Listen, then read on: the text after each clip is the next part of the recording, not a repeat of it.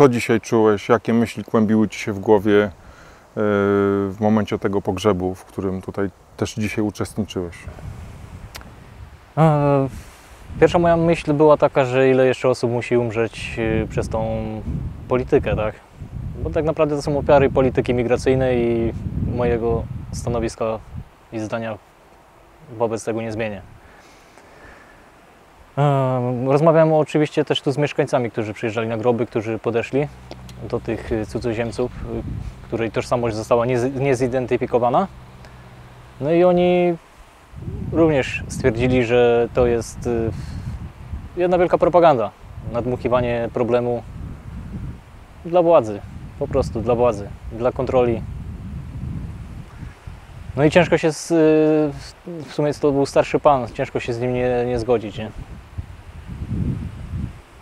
No mało było ludzi na tym pogrzebie, no oczywiście ważne, że ktoś był. I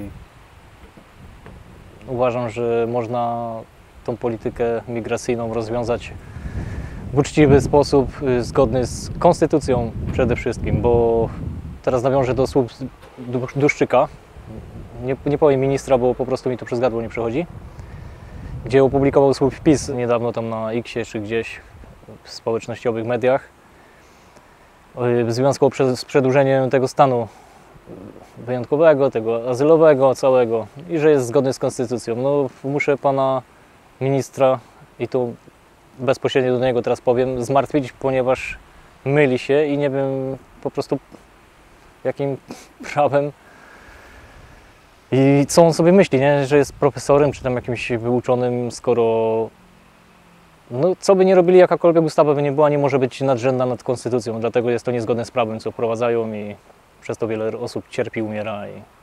A myślisz, że wiele osób udałoby się uratować? Uważam, że tak.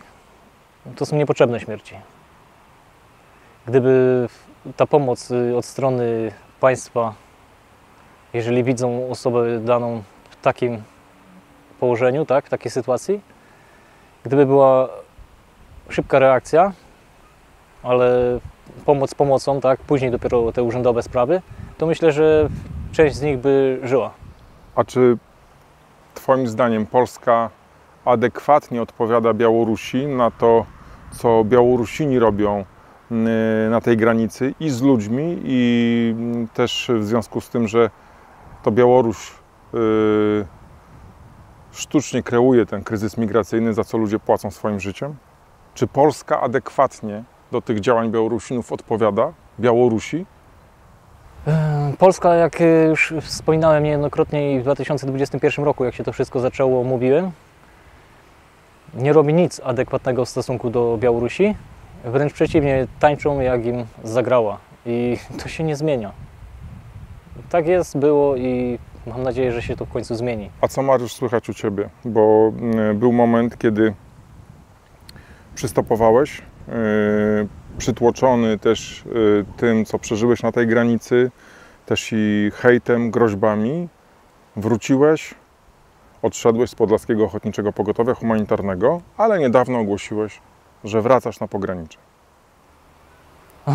Zrobiłem sobie przerwę, tak? Musiałem się zresetować. Tak odszedłem. Decyzja była po długim namyśle. Jak wiemy, ja jestem bardziej takim typem samotnika. I tak będę działał,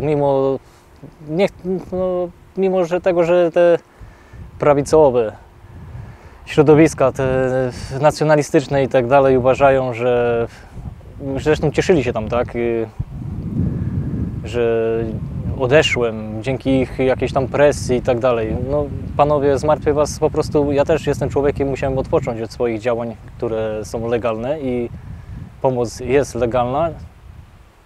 Humanitarna pomoc jest tym bardziej legalna, a ratowanie życia człowieka tym bardziej. Więc jestem po prostu i będę robił swoje, to co robiłem dotychczas. W pojedynkę? W pojedynkę we współpracy z każdym, kto tylko będzie chciał. Jeżeli się znajdzie ktoś do współpracy, będzie chciał współpracować, jak najbardziej mile widziany. Ludzie już się zgłaszają. Ludzie już się zgłaszają, tak. Na mnie też będziesz mógł liczyć. No to mam nadzieję. Dzięki. Dzięki.